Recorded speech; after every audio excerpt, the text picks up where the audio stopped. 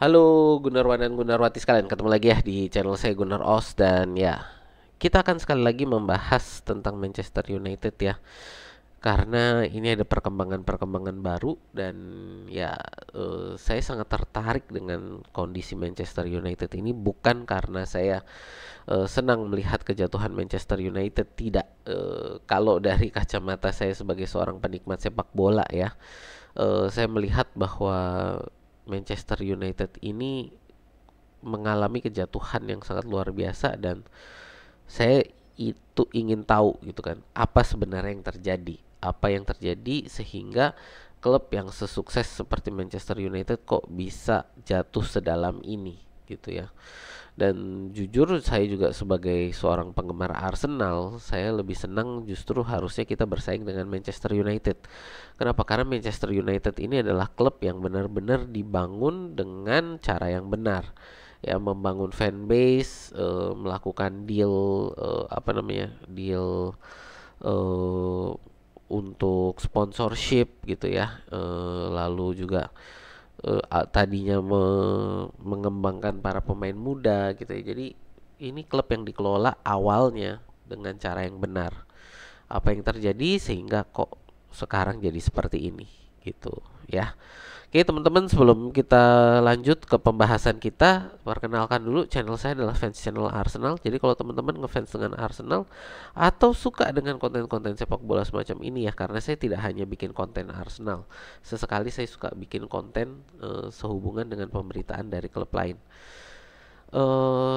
Kalau teman-teman suka, boleh yuk di like, share, dan subscribe. Dan jangan lupa dipencet tombol loncengnya, jadi setiap kali saya upload teman-teman dapat pemberitahuan dari YouTube. Oke ya, tidak berlama-lama kita eh, lanjut ke pembahasan kita ya. Nah, ini yang pertama kita ingin lihat adalah kondisi Manchester United saat ini ada di posisi 14 ya. Setelah kemarin pertandingan ketujuh di melawan Aston Villa ya. Jadi hasil Manchester United sekarang itu adalah dengan 2 kemenangan, 2 seri, dan 3 kalah, dan 8 poin ya. Ini jadi adalah rekor terburuk Manchester United dalam awal musim gitu ya. Jadi 8 poin dengan 8 poin dari 7 pertandingan. Musim sebelumnya itu adalah rekor terburuk. Jadi rekornya 2 musim berturut-turut dan dipecahkan musim ini ya. Musim kemarin itu 9 poin dari 7 pertandingan gitu. Jadi dari sisi poin kita melihat bahwa Manchester United ini tidak mengalami perbaikan, justru mengalami penurunan ya. Karena musim kemarin 9 di titik ini 9 poin, musim ini di titik ini ada 8 poin. Dan ya justru lebih dekat dengan posisi apa namanya, posisi degradasi dengan goal difference -3 gitu kan. Ini yang sangat mengejutkan justru biasanya adalah goal difference-nya. Jumlah gol yang diciptakan dengan jumlah kebobolan yang ada dari musim kemarin itu posisinya negatif gitu. Jadi ini sesuatu yang sangat mengkhawatirkan. Nah, kalau masalah apa ya, siapa yang salah gitu kan? Siapa yang eh, harus disalahkan untuk kondisi ini? Sebenarnya kita ada 3 pihak yang sering dari para fans Manchester United itu menyalahkan, yaitu dari pihak pemain, pihak pelatih, dan dari manajemen ya. Dan ya, di sini saya berkonsentrasi untuk era Ten Hag. Jadi kita akan melihat apa yang terjadi di era Ten Hag ini, kok sampai di titik ini lagi, di mana Ten Hag akan segera diganti kabarnya ya. Kita mulai dari pemain ya. Sebenarnya kalau kita lihat kualitas pemain Manchester United, eh pemain-pemain yang mereka beli ini biasanya adalah pemain-pemain top gitu kan. Jadi pemain-pemain yang di klub lamanya ini adalah adalah pemain-pemain yang antara mereka adalah pemain bintang atau pemain yang sedang naik daun gitu. Tapi entah kenapa ketika mereka bermain di Manchester United ini, mereka justru kok nggak kelihatan kualitasnya gitu ya. Nah, ini yang menjadi masalah sejak lama ya. Pemain bintang yang jadi flop di Manchester United. Kita lihat berbagai nama besar, Alexis Sanchez, Bastian Schweinsteiger, gitu, Angel Di Maria, gitu. Ya, ini pemain-pemain yang menjadi eh, bintang di masanya di klub lamanya, tapi hancur karirnya ketika mereka datang ke Manchester United. Kita juga bisa lihat Varane ya, Rafael Varane yang akhirnya setelah keluar dari Manchester United segera gantung sepatu gitu. Kita juga lihat Casemiro dari Real Madrid yang eh, keluar sebagai juara gitu ya dari Real Madrid dengan berbagai trofinya, datang ke Manchester United jadi seolah-olah tingkatnya seperti pemain Tarkam gitu. Jadi disinilah bagaimana Manchester United ini pemain-pemainnya kok yang datang selalu jadi flop gitu. Ini menjadi satu tanda tanya juga gitu kan. Dan ya ini terlihat apa namanya ya, kualitas mereka ini terlihat reaksi pada saat kebobolan gitu kan. Jadi kalau kita lihat tim-tim seperti Manchester City, Arsenal saat ini, bahkan Liverpool ya, setiap kali mereka kebobolan, para pemain ini tidak tampak bingung ya. Mereka tetap seperti punya plan, seperti ada rencana permainan yang tetap harus dijalankan. Berbeda dengan reaksi para pemain Manchester United kalau sudah kebobolan. Mereka akan terlihat bingung, panik, dan ya seperti ayam tanpa kepala gitu. Semua bermain sendiri-sendiri akhirnya ya. Walaupun tadinya kita lihat mereka bermain dengan bagus, tiba-tiba kalau kebobolan ya mereka seperti ayam tanpa kepala. Dan ini bukan hanya ketika mereka kebobolan terlebih dahulu, terjadi juga ketika mereka sudah unggul lalu kebobolan. Mereka tetap menjadi panik gitu ya, seperti kita lihat kemarin pertandingan melawan melawan mana ya kemarin di Europa League gitu kan. eh, Mereka sudah unggul, tiba-tiba kebobolan, langsung panik gitu. Jadi inilah yang menjadi satu masalah di Manchester United ya, secara mentalitas mereka ini tidak punya mentalitas pemenang lagi. Walaupun sudah unggul kebobolan, mereka tiba-tiba jadi ya pemain klub papan bawah yang tidak melanjutkan lagi strategi yang sudah ada, justru malah bermain dengan individualis gitu ya. Jadi bukan lagi bermain seperti tim, tapi menjadi individualis, dan ini yang sering dimanfaatkan oleh tim-tim lawan. Yang penting ngegolin aja dulu. Karena begitu sudah ngegolin akan panik para pemain Manchester United ini. Ya, dan selain tadi masalah panik ya,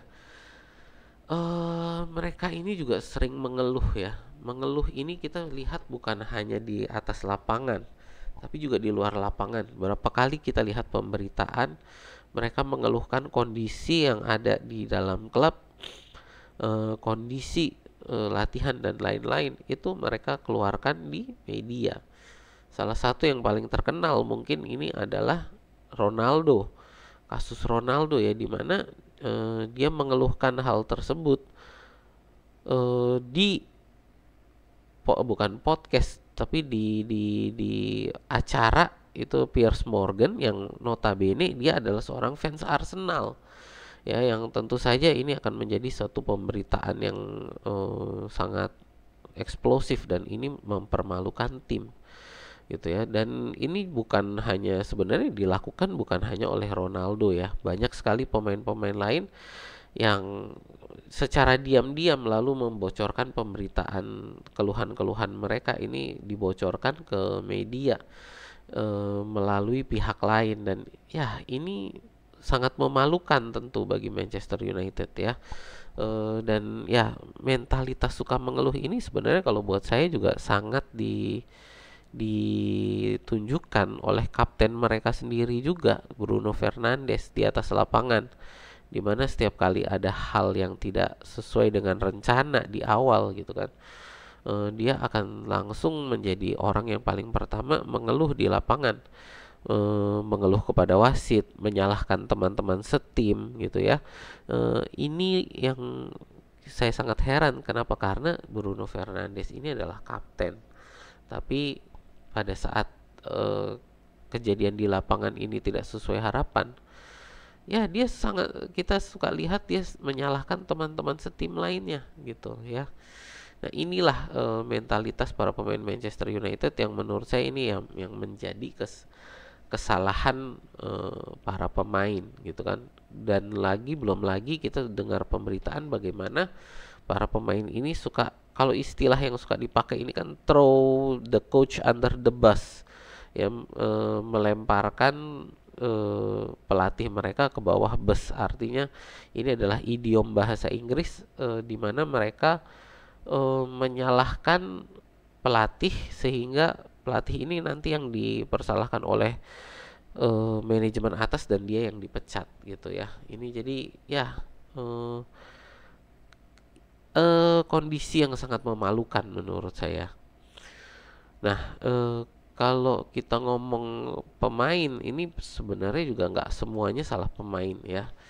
Kita juga lihat, ya ini tadi sekali lagi yang saya bilang ya, saya akan membicarakan lebih ke era Ten Hag ini. Ten Hag ini saya bilang adalah pelatih yang miskin taktik. Kenapa saya bilang miskin taktik?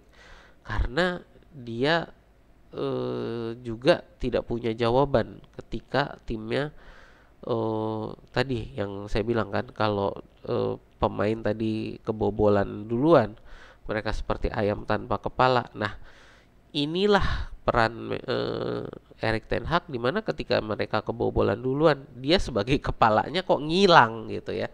Jadi kalau ayam tanpa kepala, nah ini kepalanya kemana gitu, tidak punya jawaban setiap kali mereka kebobolan, apakah tadi lebih dahulu atau pada posisi yang padahal sudah leading, sudah di depan gitu ya, dengan strategi yang mainnya kalau menurut saya itu aja. Bruno Fernandes ke Rashford, lalu siapa mencoba menendang ke arah gawang bagaimanapun caranya gitu ya. Dan ini semua diperlihatkan, nah ini dengan strategi yang memusingkan. Kenapa saya bilang strategi yang memusingkan? Karena beberapa kali, ya ini kalau teman-teman lihat ya, kondisi midfield Manchester United yang dimana terdapat ruang yang sangat besar antara posisi back dengan posisi midfield gitu ya. Ini sesuatu yang kita sering lihat di pertandingan-pertandingan Manchester United ya, di mana backnya ini mempertahankan lini pertahanan yang rendah, tapi untuk lini penyerang itu high line, jadi dengan lini yang sangat tinggi, sehingga midfield ini keteteran di tengah, di mana mereka harus menjadi penyambung antara lini depan dan lini belakang ini dalam kondisi jarak yang sangat jauh ya, secara di atas kertas gitu kan. Kalau kita punya lini pertahanan yang rendah, artinya kalau diserang ini selalu ada pertahanan. Dengan lini menyerang yang tinggi, ini harapannya adalah bisa membuat lawan harus selalu dalam posisi bertahan. Tapi secara praktek di lapangan ini adalah satu strategi yang sangat kontradiktif, sehingga midfield ini untuk menyambung lini depan dan lini belakang ini sangat jauh yang harus dilakukan, sehingga seringkali kita lihat midfield itu keteteran ya.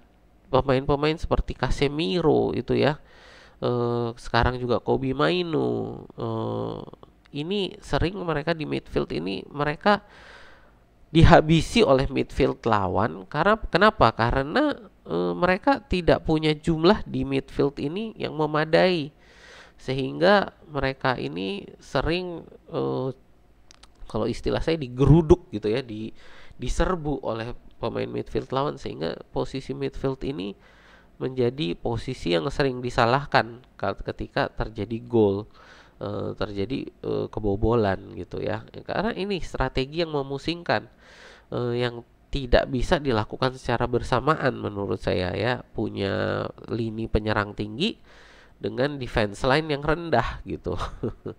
Nah ini ya, satu hal yang menurut saya sangat aneh. Lalu juga dari Ten Hag ini yang menjadi masalah adalah identifikasi bakat, di mana ya kita kalau era Ten Hag ini kan terbagi dua ya, pada era era Glazer dan sekarang era Ineos. Pada era Glazer ini, Ten Hag punya kuasa penuh untuk melakukan perekrutan pemain, ya kuasa penuh. Yang tadinya hanya rumor tapi sudah diperkuat nih, dengan pemberitaan dan apa ya, eh, dari Ineos sendiri yang mengatakan bahwa ketika mereka masuk mereka akan menarik kuasa rekrutmen dari Erik ten Hag. Jadi memang benar bahwa pada eranya Ten Hag itu dia pada era Glazer, Ten Hag ini punya kuasa penuh untuk melakukan rekrutmen pemain. Tapi kita bisa lihat bahwa identifikasi bakat yang dilakukan oleh Erik ten Hag ini sering menjadi tanda tanya ya. Yang pertama kalau kita lihat melepas David De Gea dengan Andre Onana ya, di mana De Gea kemarin baru masuk berita lagi juga menyelamatkan dua penalti dalam satu pertandingan gitu kan. Jadi luar biasa. Dia De Gea yang 1 tahun tidak bermain masih punya kemampuan shot stopping yang sangat luar biasa.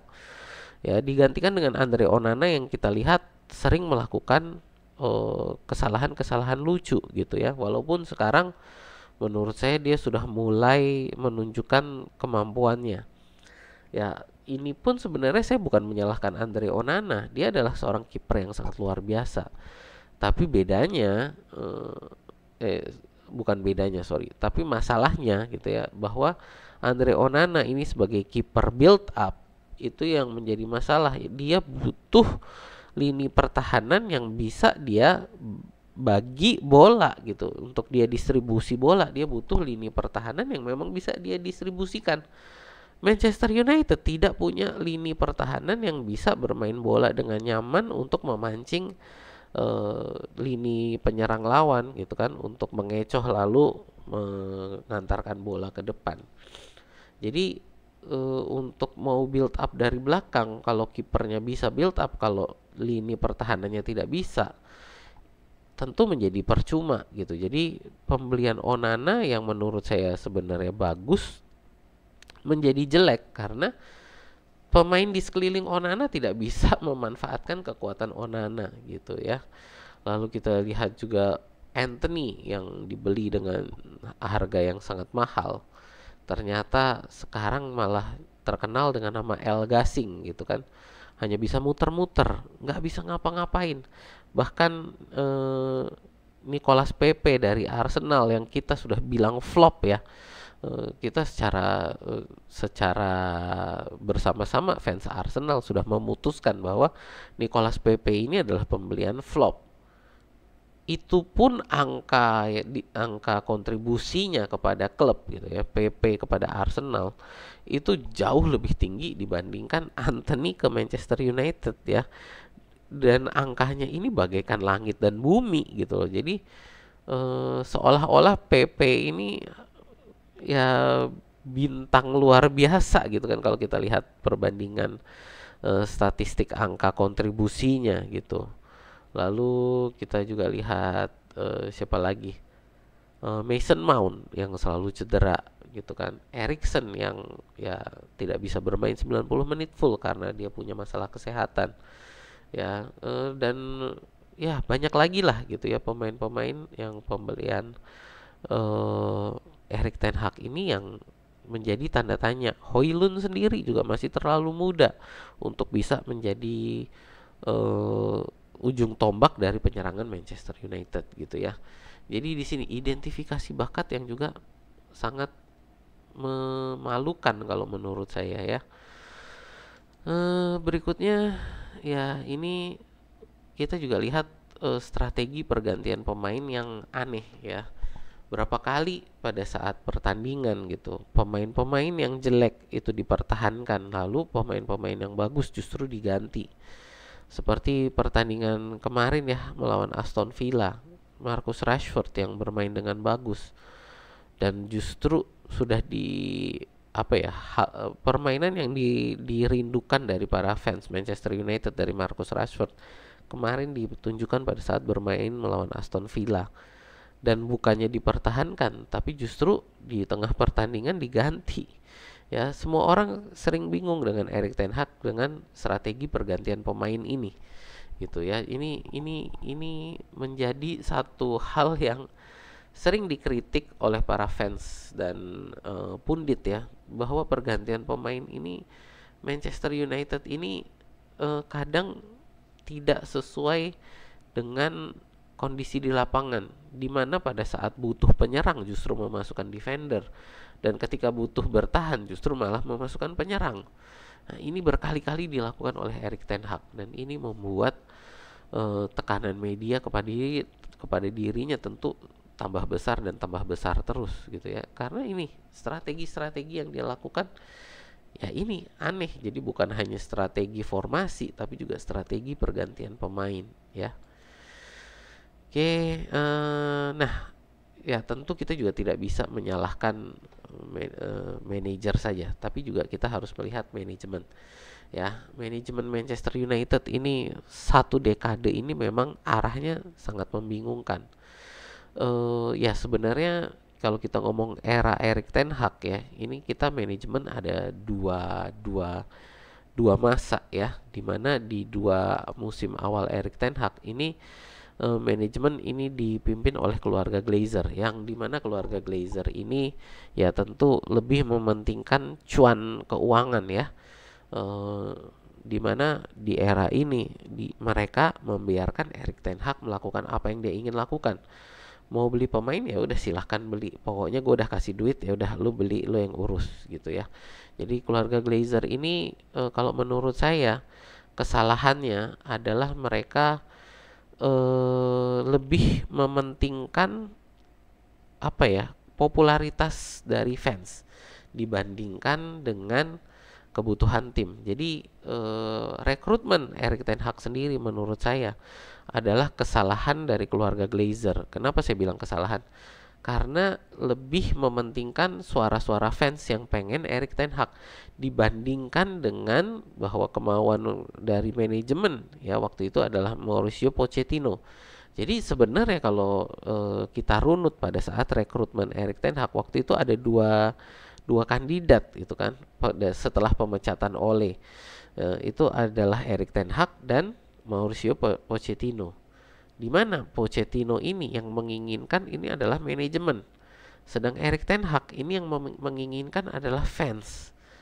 Dan akhirnya karena keluarga Glazer ini lebih memilih popularitas, mereka memilih Erik ten Hag, bukan memilih orang yang bisa bekerja sama dengan manajemen yang ada ya, dalam diri Mauricio Pochettino. Mereka memilih popularitas yang dipilih oleh fans gitu. Dan ya walaupun waktu itu sangat dielu-elukan oleh fans, karena Erik ten Hag menjadi tidak bisa bekerja sama dengan manajemen yang ada gitu kan, akhirnya fans sendiri sekarang mulai berbalik melawan Erik ten Hag ya. Kita lihat bagaimana Erik ten Hag dengan manajemen keluarga Glazer waktu itu tidak bisa bekerja sama adalah dalam pembelian Anthony, yaitu contoh yang paling kelihatan sekali, di mana Erik ten Hag kekeh ingin membeli Anthony, sedang dari manajemen merasa bahwa Anthony ini tidak cocok gitu kan, dari segi harga, dari segi permainan juga mereka melihat tidak cocok.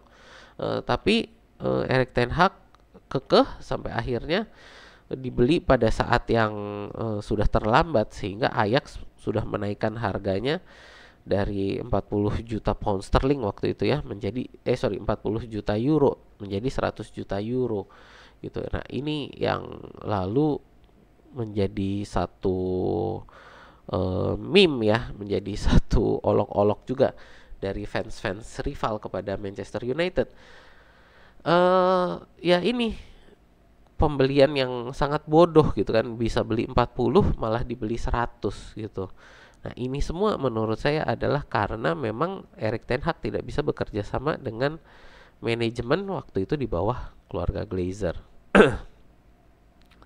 Berikutnya ini adalah dari era dari keluarga Glazer ini juga yang menjadi masalah satu lagi adalah fasilitas yang dibiarkan menjadi bobrok ya. Fasilitas yang menjadi bobrok ini kita sudah dengar berkali-kali ya. Yang paling terbaru ya dari Jadon Sancho, juga dari Ronaldo ya, Cristiano Ronaldo yang mengkomplain ya, mengeluhkan fasilitas yang ada di Manchester United ini sangat bobrok. Dan ini bukan hanya fasilitas pelatihan ya, tapi juga fasilitas bagi para penonton. Berapa kali kita lihat pada saat hujan ya, Manchester United itu kebanjiran ya, jadi Curug Old Trafford gitu kan. Kalau kita di Indonesia suka mengejek Old Trafford ini bukan sebagai stadion tapi sebagai curug ya, air terjun, karena memang sampai ada air itu seolah menjadi kebocoran di atap itu, seolah-olah jadi seperti air terjun. Fasilitas yang bobrok ini sudah ada di mana-mana dan pemberitaannya sudah sangat ekstensif gitu. Jadi ya, ini menjadi satu PR juga gitu kan. Kenapa fasilitas bisa dibiarkan bobrok seperti ini?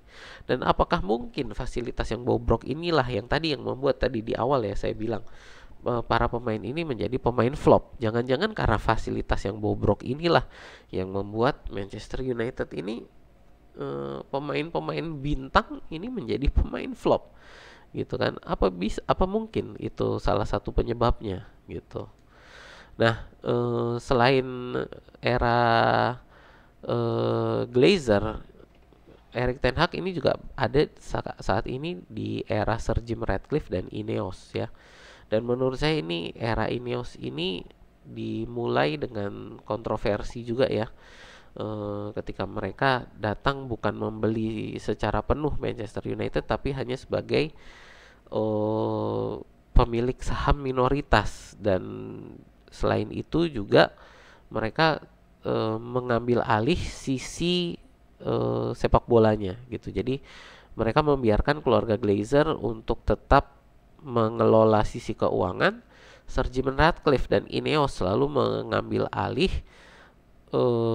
sisi sepak bolanya gitu ya, dimana pengelolaan sisi sepak bola ini dilakukan oleh Sir Jim Ratcliffe dan Ineos gitu ya. Di sini mereka menurut saya juga ada satu kesalahan ya, Ineos. Walaupun yang baik dari Ineos ini adalah mereka membangun struktur Manchester United ini menjadi struktur klub sepak bola modern, yang dimana pada era Glazer itu mereka benar-benar ingin mencari sosok pengganti Sir Alex Ferguson ya, sebagai one man show, manajer yang mengelola kepelatihan, rekrutmen, lalu pokoknya intinya semua hal sepak bola itu dilakukan oleh satu orang ya. Sir Jim Ratcliffe dan Ineos ini memodernisasi struktur Manchester United, yang dimana klub-klub lain sudah melakukan. Dan Manchester United ini menjadi klub yang paling terakhir menurut saya di EPL, yang untuk klub besar ya, klub papan atas Big Six ini menurut saya mungkin mereka adalah klub terakhir yang memodernisasi struktur manajemennya gitu ya, dimana lalu Ineos ini merekrut CEO baru, Director of Football gitu ya, dan struktur-struktur di bawahnya. Ini yang baik dari Ineos. Tapi menurut saya yang menjadi hal buruk dari Ineos ini adalah mereka tidak tegas dalam memilih manajer ya. Awal musim ini kita tahu bahwa Ineos ini secara diam-diam di belakang dari Ten Hag, mereka mewawancara manajer-manajer lain gitu kan, untuk menggantikan Ten Hag, padahal Ten Hag waktu itu masih ada di Manchester United. Jadi kalau dari saya, kalau Coach Justin sering bilang harusnya Manchester United meniru Chelsea untuk membuang para pemainnya lalu membeli pemain baru gitu kan. Ya sebenarnya sudah dibuang juga sih para pemainnya Manchester United ini kan. Yang toksik-toksik yang lama-lama. Sekarang tinggal berapa sih pemain yang lama itu? Kalau kita lihat pemain-pemain yang ada di Manchester United sekarang 90% itu adalah pemain rekrutan Ten Hag, dan pemain lama yang tersisa itu adalah Ten Hag yang perpanjang kontraknya gitu kan.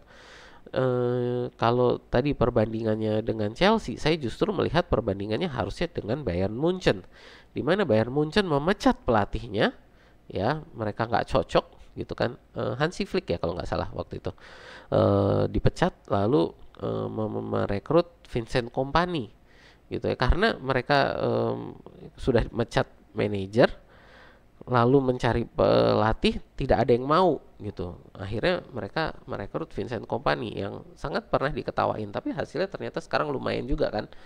Jadi ini yang menurut saya harusnya ditiru oleh Manchester United juga adalah Bayern Munchen. Kalau mereka memang ingin merekrut pelatih baru, ya sudah pecat gitu kan, rekrut pelatih baru. Dan ini yang menjadi musim ini menurut saya, Ineos ini setengah-setengah mendukung Erik ten Hag. Walaupun mereka beli pemain yang seolah-olah sepertinya kayaknya yang diinginkan oleh Erik ten Hag, tapi mereka membuat posisi Erik ten Hag ini tidak nyaman. Salah satunya adalah dengan kehadiran Ruud van Nistelrooy yang dikabarkan ini dipersiapkan untuk menggantikan Erik ten Hag. Dan ya ini menurut saya adalah rumor yang sangat masuk akal. Dan ini menurut saya juga menjadi satu poin yang mungkin membuat Erik ten Hag tidak nyaman. Walaupun sudah ada pernyataan dari Ruud van Nistelrooy yang mengatakan bahwa saya datang karena dipanggil oleh Erik ten Hag. Menurut saya itu PR aja lah, public relations. Jadi untuk ya ngomong PR aja supaya tidak menjatuhkan Erik ten Hag. Tapi pada kenyataannya menurut saya bisa jadi dia ditaruh adalah untuk menggantikan Erik ten Hag, untuk diam-diam mempersiapkan diri, mengenalkan dia dengan kondisi yang ada di dalam Manchester United. Lalu ketika sudah siap, Erik ten Hag ini ditendang untuk Ruud van Nistelrooy masuk gitu. Dan ini menurut saya teori yang bisa terjadi karena kita berapa kali lihat Ruud van Nistelrooy di pinggir lapangan itu bertindak seperti seorang manajer gitu ya. Tingkah lakunya justru malah mirip sebagai seorang manajer. Nah, jadi disinilah menurut saya Ineos ini tidak tegas dalam memilih manajer. Ya, dan sekarang sudah membeli pemain yang menurut saya ini pemain-pemain yang diminta Erik ten Hag. Kalau mereka ganti pemain lagi, ini akan menjadi satu problem di mana mereka harus membuang pemain-pemain yang ada untuk merekrut pemain-pemain baru yang dibutuhkan oleh manajer baru. Nah, ini apakah ini memungkinkan gitu kan? Ya ini ya kita lihat secara keuangan ini akan menjadi satu pukulan besar bagi Manchester United karena mereka juga secara FFP yang saya tahu udah mulai rada mepet gitu kan. Nah, inilah yang menjadi satu problem. Nah, kesimpulannya gimana nih? Jadinya siapa yang salah? Menurut saya memang dari berbagai pihak semuanya ini salah. Dan dari saya seharusnya Manchester United ini sewaktu kedatangan Ineos gitu ya, harusnya mereka memang benar-benar menegaskan apakah mereka ingin berlanjut dengan Ten Hag atau mengganti gitu. Dan dari saya keputusan itu tidak dilakukan, mereka justru diam-diam mencoba rekrut pelatih dan ternyata gagal, lalu akhirnya karena malu mereka bertahan dengan Erik ten Hag yang akhirnya sekarang menjadi satu problema juga karena hanya setengah-setengah dukungannya menurut saya. Ya inilah jadi satu kondisi di mana dari manajemen salah, manajer salah, pemain salah. Semuanya ini ada kesalahan yang menurut saya membuat apa ya? Seolah-olah ini udah jatuh ke dalam lubang, bukannya manjat keluar tapi malah digali makin dalam dan digali bersama-sama gitu ya. Jadi tiga pihak ini menggali secara bersama-sama untuk menggali lebih dalam, bukannya untuk mencoba manjat keluar gitu. Ya, ini pendapat saya tentang apa yang terjadi di Manchester United dengan kondisi yang sangat kompleks. Lalu bagaimana seperti yang bisa dilakukan? Ya, kalau saya sebagai pendukung Arsenal, saya akan bilang Ten Hag stay. Kenapa saya bilang Ten Hag stay? Karena biar tambah amburadul. Tapi sebagai penikmat sepak bola, saya bilang Ten Hag harus keluar.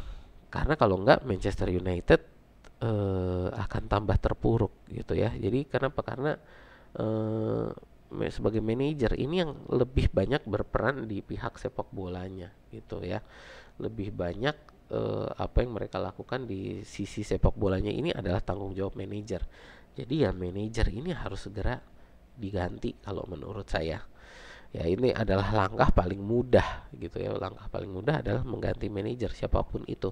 Dan dari Ineos sebagai manajemen papan atasnya ini harus melakukan konsolidasi dengan manajer yang baru. Harus punya apa ya, planning secara jangka panjang. Manchester United ini mau kemana, apa yang harus dilakukan, pemain seperti apa yang dibutuhkan, dan juga harus ada set gol-gol kecil ya. Nggak harus langsung tiba-tiba menjadi pesaing juara, tapi bagaimana gol langkah-langkah kecil ini untuk mencapai eh, nanti sebagai pesaing juara IPL lagi gitu ya. Ya, itu sih dari saya. Terima kasih ya, ini udah nonton setengah jam lebih nih. Apa ya, eh, omongan omongan saya yang panjang ini tentang Manchester United. Ya, terima kasih udah nonton sampai sini. Terima kasih sudah like, share, dan subscribe. Ya, sampai jumpa ya di video kita berikutnya.